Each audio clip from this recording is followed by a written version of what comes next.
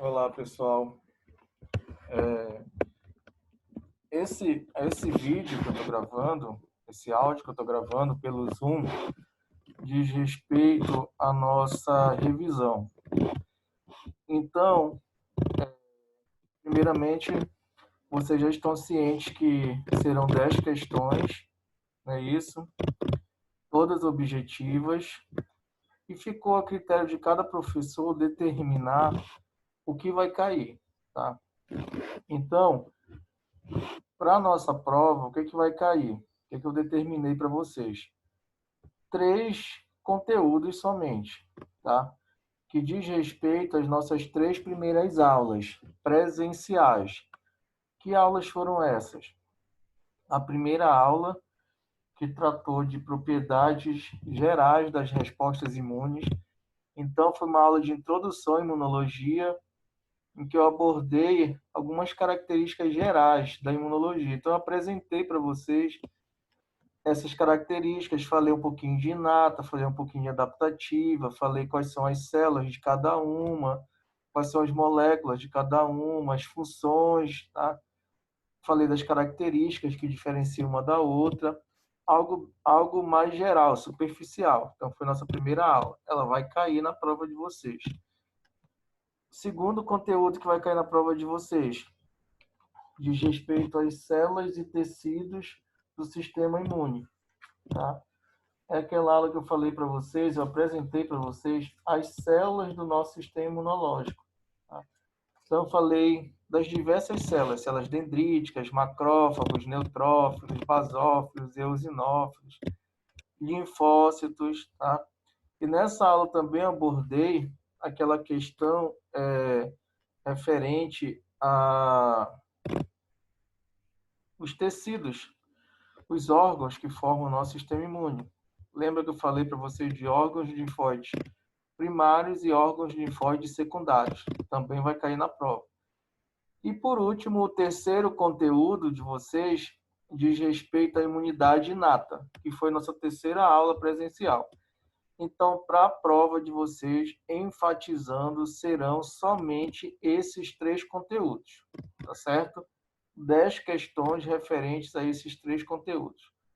Outra dica, o que eu vou comentar aqui agora simplesmente está relacionado às questões da prova de vocês, tá? Então, o que eu vou comentar aqui é porque vai cair na prova de vocês, tá? Então, essa revisão tem esse objetivo aí, tá ok? Então, vamos começar. Primeiramente, vamos lembrar lá da nossa primeira aula, quando eu falei para vocês de tipos de imunidade, quando eu falei de imunidade ativa e de imunidade passiva, né? De imunidade ativa, qual o melhor exemplo que nós temos? Vacinação, não é isso? E de imunidade passiva, quando a gente pensa em imunidade passiva, temos como exemplo os soros. Soro antiefídico, soro antitetânico, tá? A própria a amamentação materna, né? Então, os anticorpos que são passados da mãe para a criança, tá? Então, é uma imunidade passiva que a criança recebe, tá? Mas, bem, o que diferencia um tipo da outra? Um tipo do outro, tá? A imunidade ativa é aquela imunidade em que o indivíduo entrou em contato com o antígeno. Exemplo, novamente, a vacina, né? Então, na composição da vacina, nós temos antígenos do micro-organismo, tá? Pode ser a partícula viral inteira, algumas proteínas da partícula. Então, vai variar de vacina para vacina. Mas, na vacinação, o indivíduo entrou em contato com o antígeno. Se ele entrou em contato com o antígeno, ele vai vai estimular uma ativação da resposta imune. Então, por exemplo, vai ocorrer ativação de linfócitos B, né? Esses linfócitos B que eram naíves, aqueles linfócitos virgens, serão ativados se tornarão efetores, tá? Esses efetores irão se diferenciar em plasmócitos e esses plasmócitos irão produzir o quê? Anticorpos. Mais uma parte desses linfócitos B, efetores, eles vão se diferenciar em células B de memória. E essas células B ficarão estocadas no organismo. Tá? Então, a imunidade ativa, pessoal, primeiro, ela é específica ao antígeno? Sim. A imunidade ativa, ela tem especificidade. Outra, ela gera memória imunológica? Sim, gera memória imunológica, justamente porque o indivíduo entrou em contato com o antígeno. Também por isso que ela recebe o nome de imunidade ativa, né? Já que o sistema imune ele foi ativo no processo de produção de anticorpos. Tá? Agora, quando eu penso na imunidade passiva, a imunidade passiva é aquela em que o indivíduo não entra em contato com o antígeno, tá? Não entrou em contato com o antígeno. Ele apenas recebe de forma passiva, tá? Ele apenas recebe os anticorpos, tá? Então, o indivíduo, o sistema imune do indivíduo foi passivo no processo. Ele não produziu os anticorpos. Ele apenas o recebeu, tá? Ele recebe através, por exemplo, do soro. Então, o soro antiofídico, lá, contra veneno de cobra. O soro antitetânico, tratamento do tétano, né? O aleitamento materno. Então, são exemplos de imunidade passiva, tá? Sempre ressaltando que tem até um slide nessa nossa primeira aula, tem um slide que eu coloco algumas figuras exemplificando esses tipos de imunidade, tá? Aí eu coloquei até uma figura lá de um cavalo mostrando como é que ocorre a produção de soro antiofídico, tá? Então, administra-se no cavalo uma dose não letal do veneno da cobra, tá? De uma cobra específica, de um veneno específico, tá? Com isso, o sistema imune do cavalo vai produzir anticorpos, tá? E esses anticorpos ficarão circulando no sangue. Retira-se posteriormente um pouco do sangue do cavalo, centrifuga e após o processo de centrifugação, retira-se o soro. Lá no soro nós vamos ter o quê? Anticorpos, tá? Produzidos pelo cavalo. Então, no cavalo, o processo foi ativo, né? Uma vez que ele entrou em contato, tá? Ele entrou em contato e produziu esses anticorpos. Já o indivíduo que vai receber o soro antiofídico, o processo é passivo, tá? Então, na imunidade passiva, nós temos especificidade, tá? Temos especificidade. Entretanto, não temos memória imunológica. Por que não temos de memória imunológica? Porque o indivíduo não entrou em contato com o antígeno, tá? Então, vai ter uma questãozinha referente a essas diferenças aí entre esses tipos de imunidade, ok? Outra questão que será abordada no que diz respeito à prova de vocês é em relação às características, tá? Dos tipos de imunidade. Lembra que nós temos dois braços da imunologia, né? A imunidade inata e a imunidade adaptativa, não é isso? Quando eu falo de imunidade adaptativa, eu estou falando de linfócitos, né? Linfócitos T, linfócitos B. E lembra que nós temos algumas características que diferenciam esses dois tipos de imunidade, tá certo? Então, vão ter questões na prova de vocês referentes a esses tipos a essas características, tá certo? Então, quando eu lembro, por exemplo, da adaptativa, a adaptativa é uma resposta primeiro, é a segunda linha de contenção, tá? Inicialmente vem a inata, vocês já sabem disso.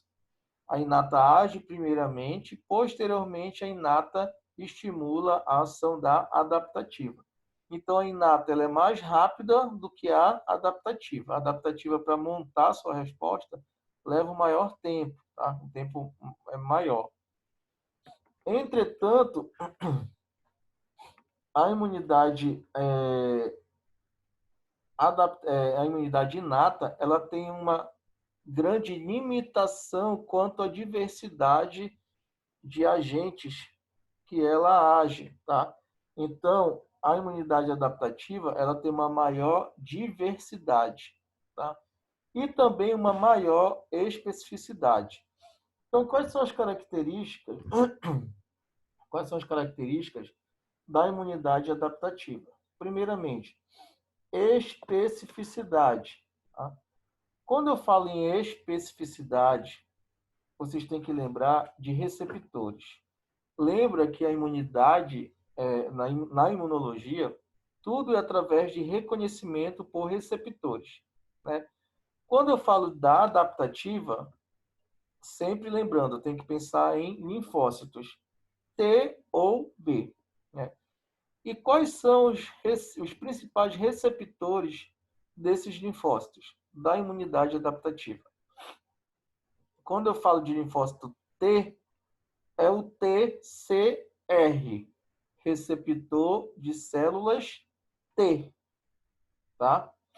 Quando eu falo em linfócito B de bola, nós temos o BCR, receptor de células B, tá?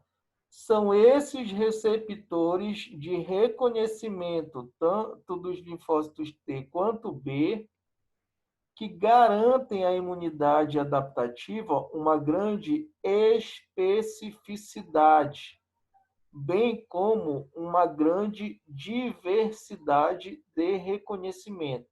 Tá? Então, a adaptativa tem uma ampla especificidade, enorme especificidade, e a diversidade também muito grande, certo? Novamente, essas características são dadas pela presença de receptores de reconhecimento, tá certo? Então, a especificidade é uma característica que garante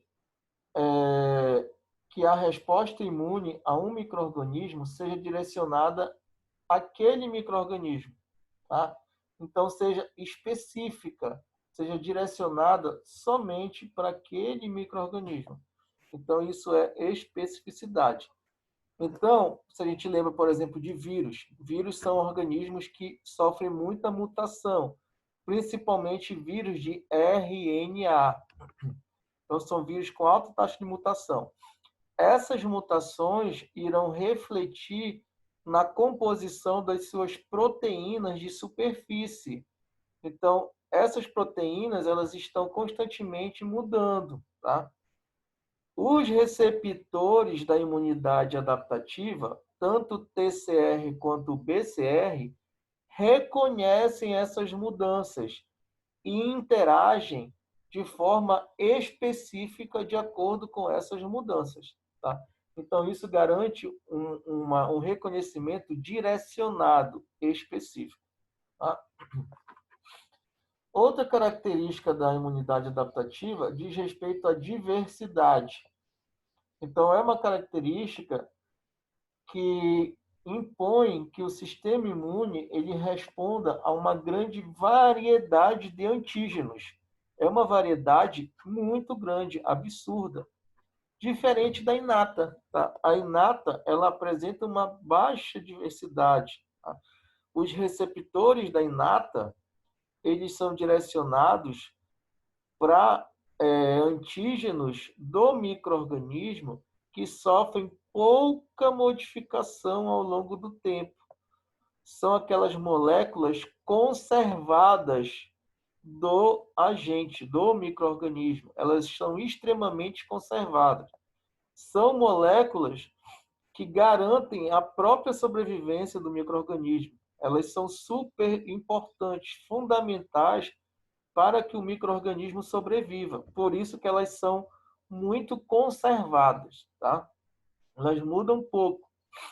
Com isso, os receptores da inata, eles não mudam também tanto, eles não sofrem uma pressão para que ocorra uma intensa mudança. Então, quando eu falo da inata, pouquíssima, baixa diversidade.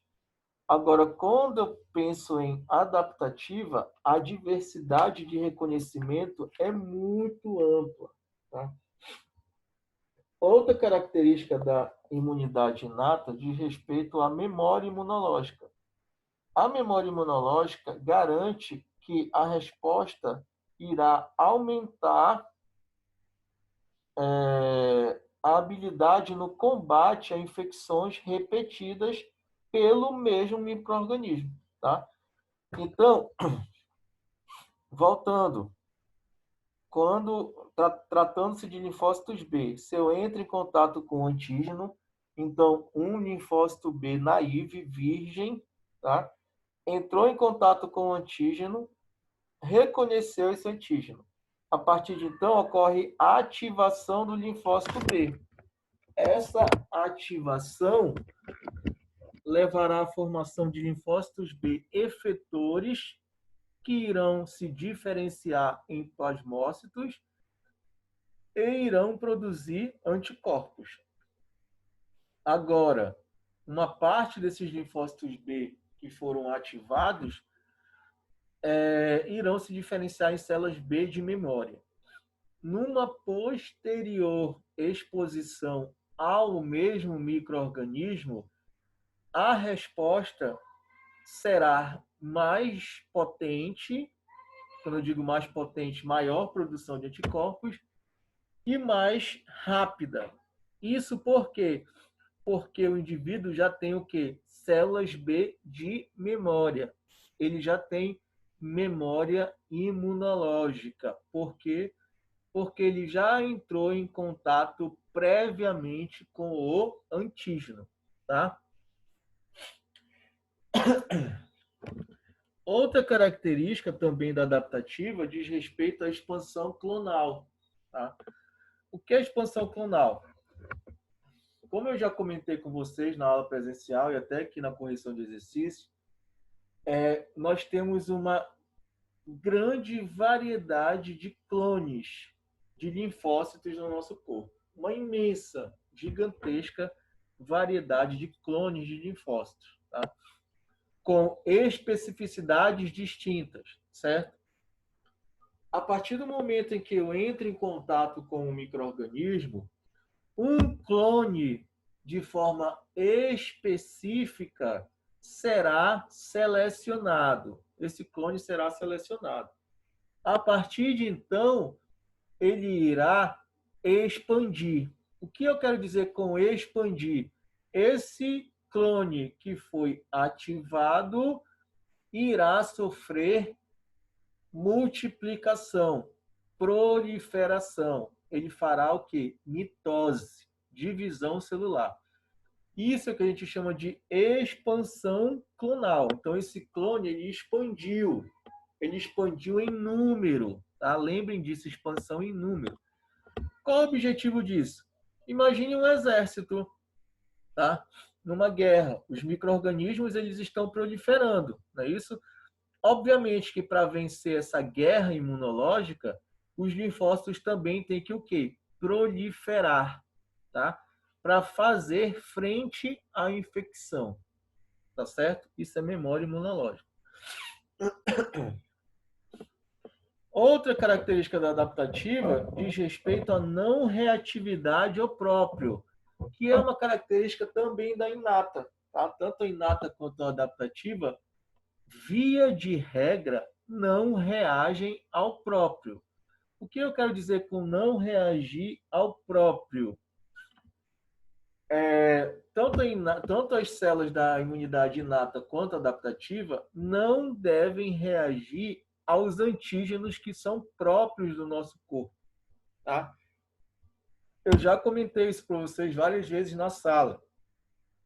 A partir do momento em que os mecanismos da inata e da adaptativa reconhecem um antígeno que é próprio do nosso corpo e montam uma resposta contra esse antígeno, nós vamos ter o quê? Uma doença autoimune.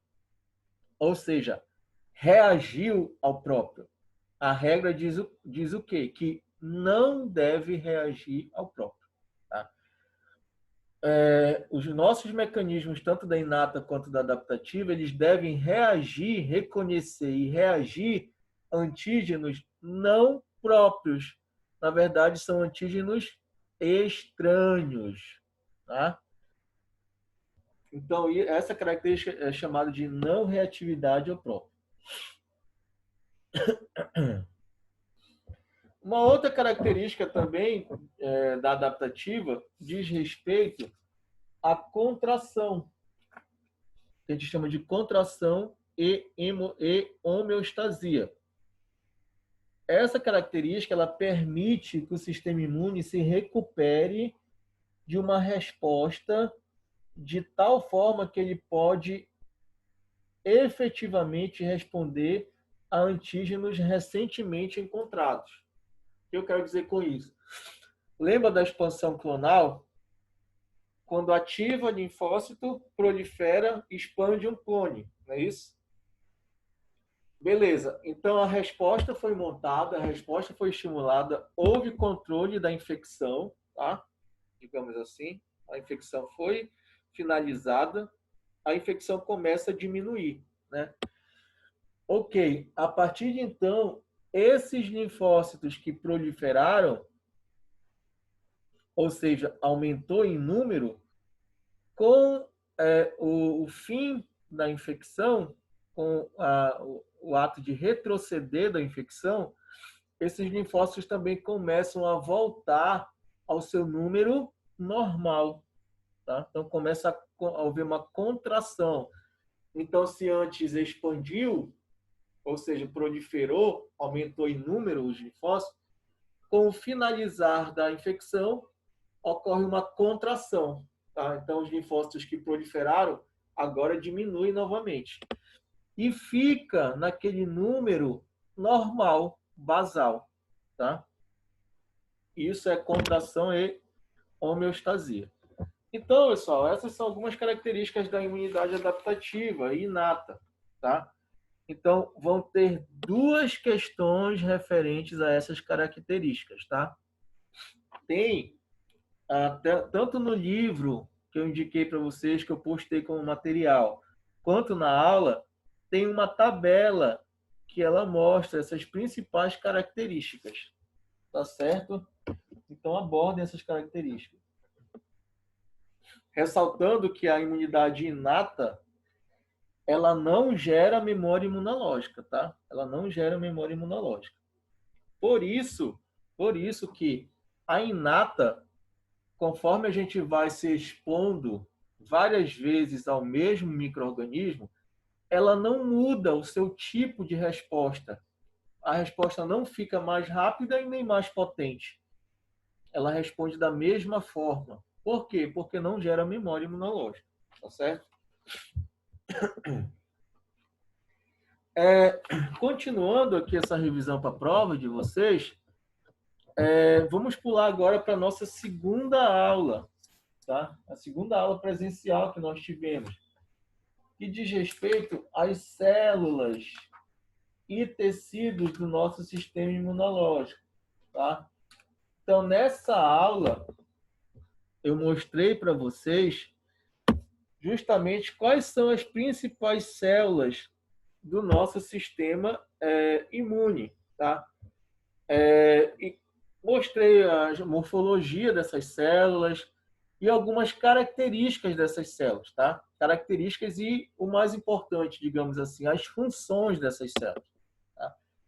Mas nessa aula também eu falei dos órgãos linfóides. Lembra que nós temos órgãos linfóides primários e secundários, não é isso? Quais são os órgãos linfóides primários? Medula óssea e timo. Quais são os órgãos linfóides secundários? Linfonodos e baço. Tá certo? Então, vamos lá. Quanto às células, vamos lembrar das células da inata. Então, as células da inata, nós temos as células dendríticas, as células NK, macrófagos, neutrófilos, né? Quais são suas funções? A célula dendrítica, vocês lembram? Vocês podem lembrar, são aquelas células especializadas na apresentação de antígeno, não é isso? Então, são aquelas células que capturam o antígeno através da fagocitose e apresentam o antígeno aos nossos linfócitos, certo? Essa apresentação sempre ressaltando que ela ocorre nos nossos órgãos linfóides secundários, linfonodos ou baço. E, continuando, macrófagos. Qual a função de um macrófago? Principalmente o quê? Fagocitose, né? Então, quando a gente lembra de macrófago, a gente tem que lembrar de fagocitose, tá?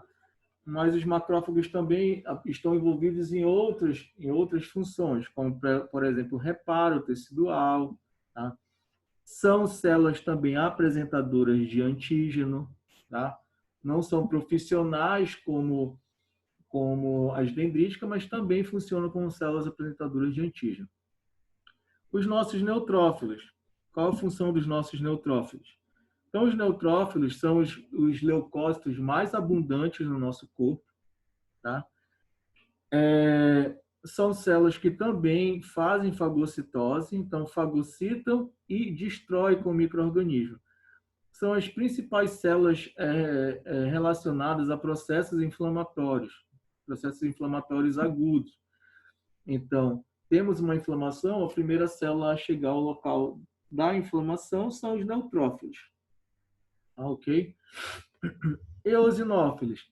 Eosinófilos são células que estão associadas principalmente com respostas contra parasitas, né? Eumintos. Tá? Então, são respostas que envolvem também a presença de anticorpos de classe IgE. Tá? Também está envolvida com processos alérgicos, mas principalmente com respostas contra parasitas. Mastócitos. Mastócitos são leucócitos com uma grande quantidade de grânulos citoplasmáticos, né? Dentro desses grânulos citoplasmáticos, nós temos vários mediadores pró-inflamatórios, dentre eles a histamina. Tá? Então, quando a gente lembra de mastócito, tanto o mastócito quanto o basófilo, são células que estão associadas a respostas de hipersensibilidade, alergias, tá? E que envolve também a presença de anticorpos de classe IgE.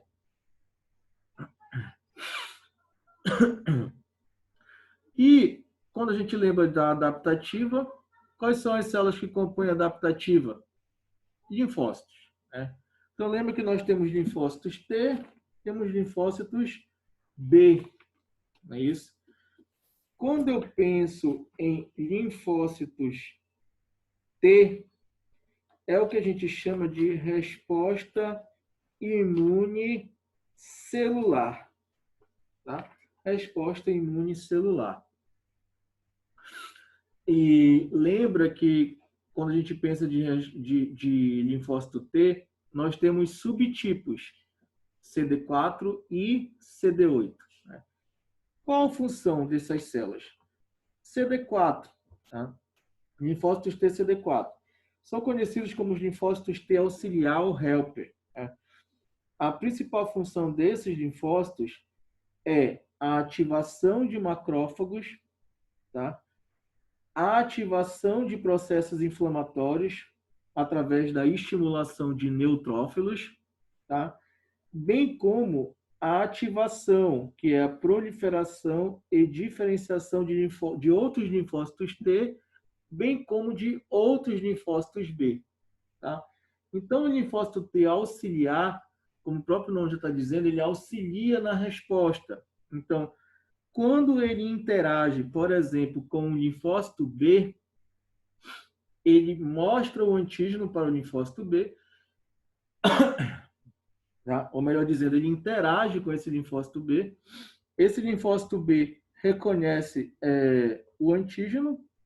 A partir de então, torna-se ativado e esse linfócito B começa o seu processo de produção de anticorpos.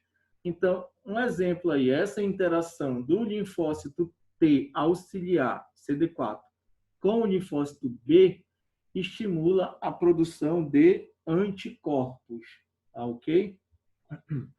E quando eu penso em linfócito T-CD8, o linfócito T-CD8 ele é conhecido como citotóxico. Tá? O linfócito T-CD8 ou citotóxico, a função dele é controle da infecção através da morte da célula infectada. Então, ele estimula o processo de apoptose nessa célula, a célula morre, com ela também morre o agente infeccioso. Tá? Voltando para a inata, então, quais são as células da inata? Macrófagos, dendríticas, neutrófilos, eosinófilos, mastócitos. Mas temos que lembrar também de outra célula, a célula NK. Então, a NK, semelhante ao linfócito TCD8 ou citotóxico, tem como função destruição de uma célula infectada, por exemplo. Tá? Então, leva à destruição dessa célula. Ok. Então, essas são as células da imunidade, tanto da imunidade inata quanto adaptativa. Vamos agora partir para os órgãos linfóides. Então, nós temos os órgãos linfóides primários e órgãos linfóides secundários. Primeiro é importante saber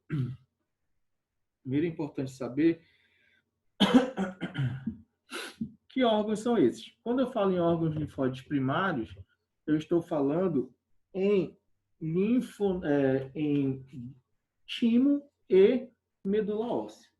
Tá? Timo e medula óssea. O que acontece nesses órgãos? Tá? A medula óssea é um órgão responsável. Então, quando eu falo de órgãos linfóides primários, medula óssea e timo. Primeira informação, todos os nossos linfócitos, os precursores dos nossos linfócitos, ou seja, as células-tronco que irão dar origem aos nossos linfócitos, elas são produzidas na medula óssea. Então, na medula óssea, ocorre a produção de linfócitos B, tá? a partir de precursores que já estão ali na medula óssea. Então, esses precursores irão se diferenciar em linfócitos B e na própria medula óssea, esses linfócitos B vão adquirir um processo de amadurecimento. Quando eu penso em linfócitos T, os seus precursores também são derivados da medula óssea, que irão migrar para o timo, e lá no timo, esses linfócitos T irão adquirir um amadurecimento. Tá? Então, medula óssea, linfócito B, timo, linfócito T. Quando eu penso em órgãos linfóides secundários, eu tenho que lembrar de linfonodos e baço. Tá? Então, os nossos linfócitos naive irão cair na circulação, tanto sanguínea ou linfática, e serão direcionados, ficarão circulando e serão direcionados aos órgãos linfóides secundários. Lá nos órgãos linfóides secundários, então, ao chegar nesses órgãos linfóides secundários, linfonodos e baço, nesses locais, nesses órgãos, que ocorre o processo de apresentação de antígeno. Então, os antígenos chegarão aos linfonodos através da circulação linfática e ao baço através da circulação sanguínea.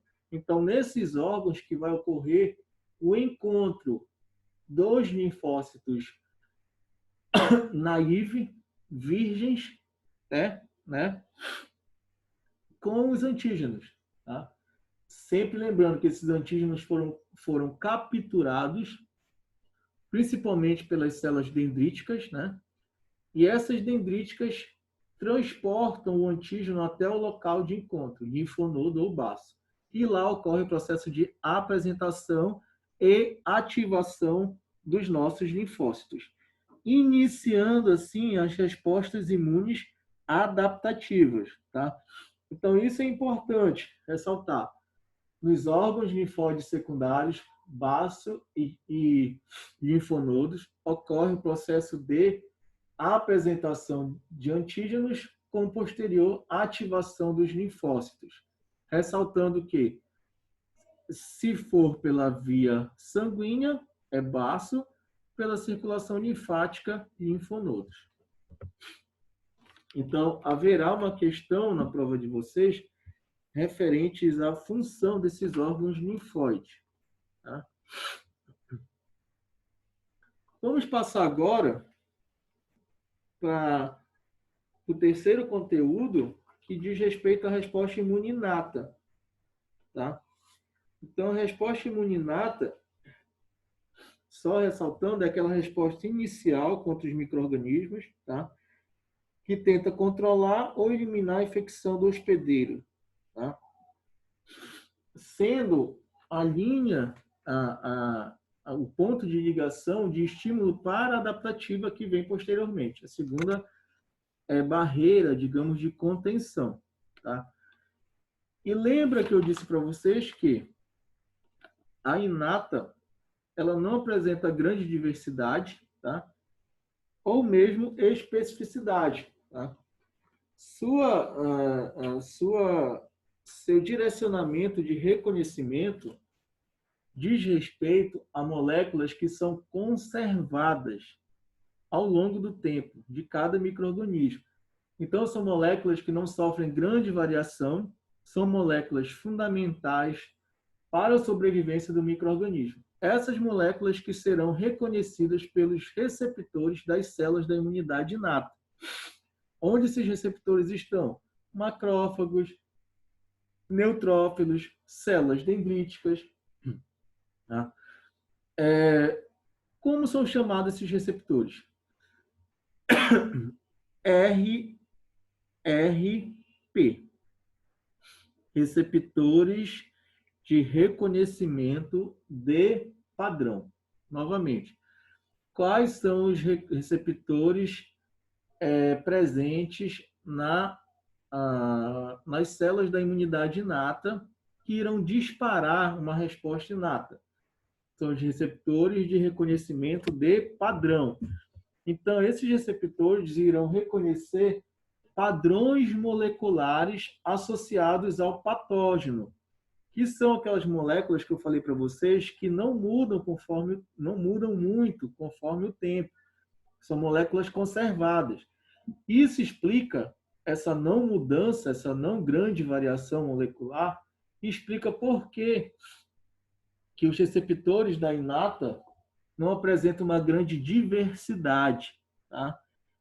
Ou mesmo especificidade. Bem, quais são então essas moléculas que serão reconhecidas por esses receptores? São os chamados PAMPs. O que são os PAMPs? Padrões moleculares associados ao patógeno. Exemplo, LPS, ou mesmo outras proteínas, como a flagelina de bactérias, tá? Ou ácidos nucleicos de vírus, então o RNA viral, por exemplo. Tá? Então, são vários os exemplos de PAMPs. Então, novamente, o que são os PAMPs? São as moléculas que serão reconhecidas pelos receptores da imunidade inata. Que receptores são esses? Receptores de reconhecimento de padrão. Tá? E essas moléculas, que não variam muito, são os PAMPs, padrões moleculares associados ao patógeno. Tá? Temos os DAMPs, também DAMPs. O que são os DAMPs? São padrões moleculares associados ao dano, tá? Então, quando o tecido está sofrendo algum dano, esses dumps sairão das células que foram danificadas, tá? E servirão de moléculas de alarme, sinalizando que aquele tecido está sofrendo algum dano. Essas moléculas também serão reconhecidas pelos nossos receptores de reconhecimento de padrão, tá? Então, vai ter questão também referente a isso. E lembra, quando eu falei da aula de Inata, que nós temos uma grande variedade desses receptores, né? Que receptores são esses? Lembra que eu falei dos receptores do tipo Toll-like, né? Então, receptores do tipo Toll-like são receptores que reconhecem produtos de uma grande variedade de micro-organismos. Então, esses receptores são exemplos de receptores de reconhecimento de padrão típicos da imunidade inata. Esses receptores estão presentes ou na membrana das células da inata, ou mesmo dentro, no citoplasma celular. Tá? Então, são receptores que reconhecem lipídios da parede bacteriana, reconhecem DNA ou RNA viral, tá? LPS bacteriano, flagelina, moléculas de flagelina, também de bactérias. Ou seja, são receptores de reconhecimento de padrão que irão reconhecer essas moléculas conservadas de diversos micro-organismos, tá? Mas nós temos outros receptores, eu comentei também de outros receptores com vocês. Comentei sobre os receptores do tipo Hig-like, né? Que são receptores associados ao reconhecimento de RNA viral. Então, age no controle de infecção viral. Então, temos também os receptores do tipo lectina, que são aqueles receptores que vão reconhecer moléculas de mannose na parede bacteriana. Então, vejam, são vários os tipos de receptores, tá? Com funções diferentes. Então, o tipo Hig-like reconhece RNA viral. Receptores do tipo lectina reconhecem mannose, que é um carboidrato presente na superfície microbiana. Né? Receptores do tipo Toll-like reconhecem várias moléculas microbianas, incluindo LPS, peptidoglicanos ou mesmo ácidos nucleicos virais. Então, todos esses receptores com essas funções distintas são os receptores da imunidade inata, tá? Onde eles estão, novamente, células dendríticas, macrófagos, neutrófilos, tá? São receptores que não apresentam uma grande diversidade, tá? Justamente por reconhecerem moléculas que também não mudam muito. São moléculas conservadas. Tá? Então, vai ter questão referente a esses receptores na prova de vocês. Tá?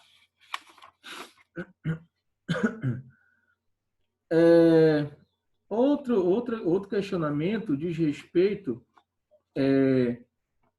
as características da inata, né? Quais são as características que diferenciam uma resposta inata de uma resposta adaptativa? Tá?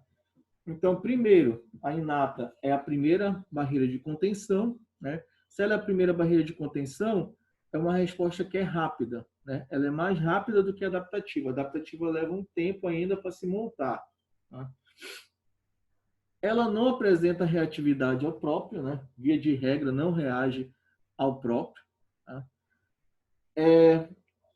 Devido ela não apresentar uma grande diversidade ou mesmo não apresentar memória imunológica, a imunidade inata ela não aumenta com sucessivas exposições ao patógeno. Diferente da adaptativa, que vocês viram que conforme o indivíduo vai se expondo ao antígeno, a resposta adaptativa fica mais potente e mais rápida. Já a inata, não. Ela não aumenta, tá? Ela não fica mais potente nem mais rápida com sucessivas exposições ao patógeno. Isso é explicado porque na inata não há memória imunológica, tá certo? Então, essas são algumas características da resposta imune inata que a diferencia da adaptativa. Então, também vai ter questão referente a essas características da inata. E, gente, então, para finalizar,